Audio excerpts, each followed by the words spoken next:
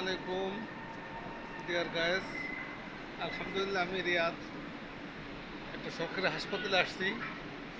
এখানে আমেল মঞ্জিল সাওয়াক খাস পেশাদারি যারা, তাদের চিকিৎসা, ওষুধ সব কিছু ফ্রি দেওয়া হয়। এখানে সৌদিয়ানরা আসে, সকল প্রকারের মানুষই এখানে সেবা পায়। আমি এখানে আসছি ম্যাডামকে নিয়ে।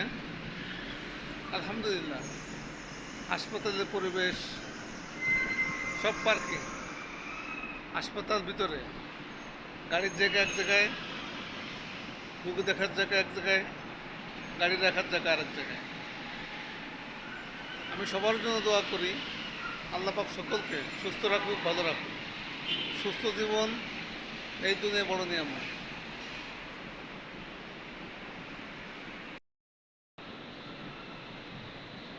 হযরত মুসা আলাইহিস সালাম আল্লাহকে প্রশ্ন করেছিল, আল্লাহ, আমি যদি আল্লাহ হতাম আর তুমি যদি বান্দা হইতা, তাহলে তুমি কি চাইতে আমার কাছে? তখন আল্লাহ বলছিল, আমি সুস্থ জীবন চাইতাম। তখন মুসা আলাইহিস সালাম দোয়া করছিল আল্লাহর কাছে, আল্লাহ, আমাকে যতদিন তুমি বাঁচিয়ে রাখো দুনিয়াতে, তুমি আমাকে সুস্থ রাখো।